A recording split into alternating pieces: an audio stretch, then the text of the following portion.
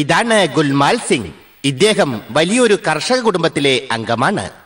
ഇപ്പോൾ ഇദ്ദേഹം വലിയൊരു കടങ്കേറി മുടിഞ്ഞവനുമാണ്. അതുകൊണ്ട് തന്നെ ഇയാൾ വളരെ ദുഃഖിതനുമാണ്.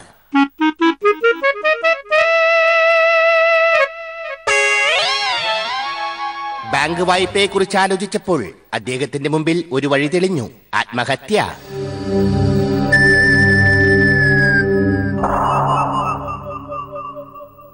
ആത്മഹത്യ പലവിധം.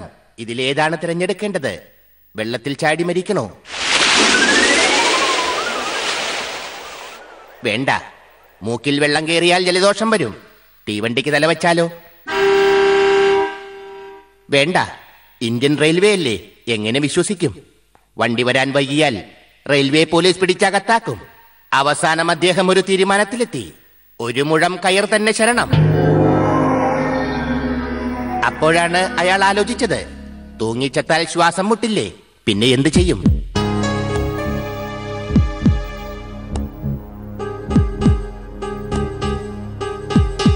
ഇത് കണ്ടാണ് ഗുൽമാൽ സിംഗിന്റെ ഭാര്യ ശാന്താഭായി അവിടേക്ക് വന്നത്.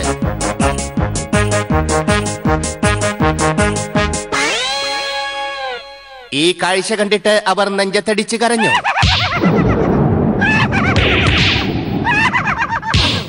ഇടിവെട്ടുന്ന ശബ്ദം കേട്ട് മഴ വരാൻ പോകുന്നതാണെന്ന് കരുതി ഗുൽമാൽ സിംഗ് തുള്ളിച്ചാടി.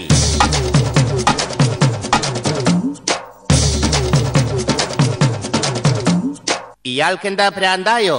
എന്റെ ദൈവമേ എന്ന് പറഞ്ഞവർ വീണ്ടും നെഞ്ചത്തിടിച്ചു. കാര്യം മനസ്സിലായ അയാൾ അവരോട് നെഞ്ചത്തിടിക്കരുതെന്ന് അപേക്ഷിച്ചു. പകരം അയാൾ അവരെ കുനിച്ചു നിർത്തി മുതുകത്തെ പൊതുയോഗം കൂടി.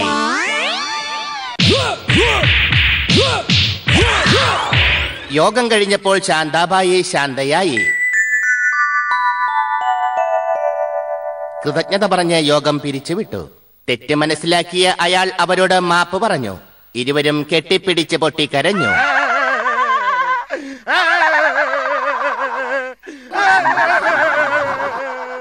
ഈ സമയം ശാന്താഭായി ചോദിച്ചു, നമ്മൾ എങ്ങോട്ട് പോകും? വാ, നമുക്ക് അകത്തെ മുറിയിലേക്ക് പോകാം. എന്ന ആട്ടുകേട്ട് പട്ടിണി മൂലം ശോഷിച്ച അയാൾ തെറിച്ചു വീണു. കൃഷിയോ നശിച്ചു. എന്നെയും കൂടി നശിപ്പിക്കാനാണോ നിങ്ങളുടെ പ്ലാൻ? ശാന്താഭായി ചോദിച്ചു. ഈ കുടുംബത്തിൽ പെറ്റുകിടക്കാതെ നിങ്ങൾക്ക് അന്യനാട്ടിൽ പോയി പണിയെടുത്തുകൂടെ? കൊള്ളാം, നല്ല ഐഡിയ. അയാൾ അപ്പോൾ തന്നെ തന്റെ ആയുധങ്ങളുമായി ദൂരെ ഒരു ഗ്രാമത്തിലേക്ക് ജോലിക്ക് പോയി.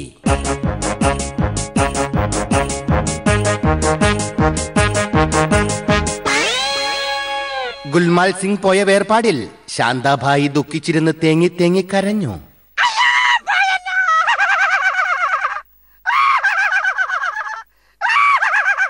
ഈ സമയത്താണ് ഗ്രാമസേവകൻ അവിടേക്ക് കടന്നു വന്നത്.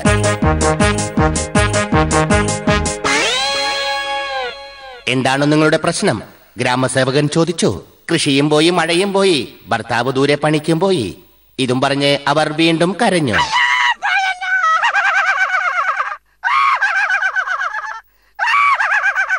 ഇത് കേട്ട് ഗ്രാമസേവകൻ ചോദിച്ചു, ഞാൻ നിങ്ങളെ സഹായിക്കട്ടെ? ഇത് കേട്ടതും ശാന്താഭായി ഒരു നിമിഷം ആലോചിച്ചു.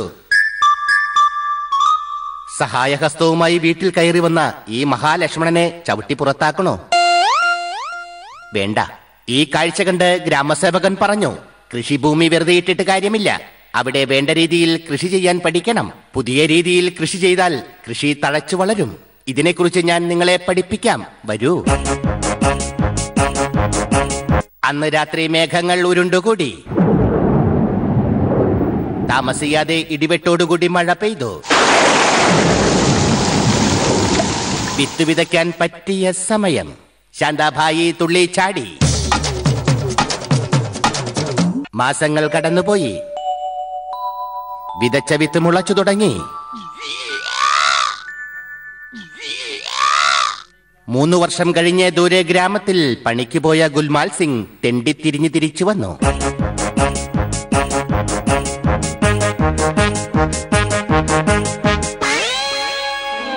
കൃഷിസ്ഥലത്ത് വന്ന ഗുൽമാൽ സിംഗ് അത്ഭുതപ്പെട്ടു പോയി. LKGയിലും UKGയിലുമായി 3 വിത്തുകൾ വളർന്നു വലുതായി നിൽക്കുന്നു. അയാൾ സന്തോഷം കൊണ്ട് തുള്ളിച്ചാടി.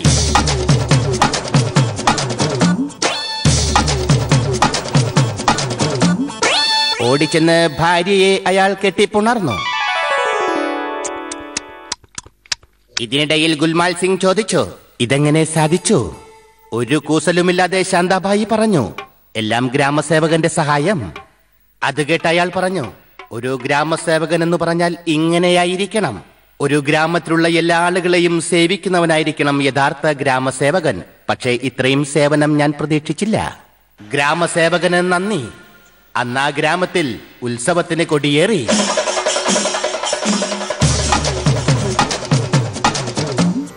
ഇന്നത്തെ സാരാംശം: യഥോ പാട യഥോ വയൽ, യഥോ കൃഷി യഥോ സന്നദ്ധ്. അതായത് സ്വന്തം കൃഷിസ്ഥലത്ത് അവനവൻ നല്ല രീതിയിൽ കൃഷി ചെയ്തില്ലെങ്കിൽ അവിടെ കരക്കാർ വന്ന് കൃഷി ചെയ്യും.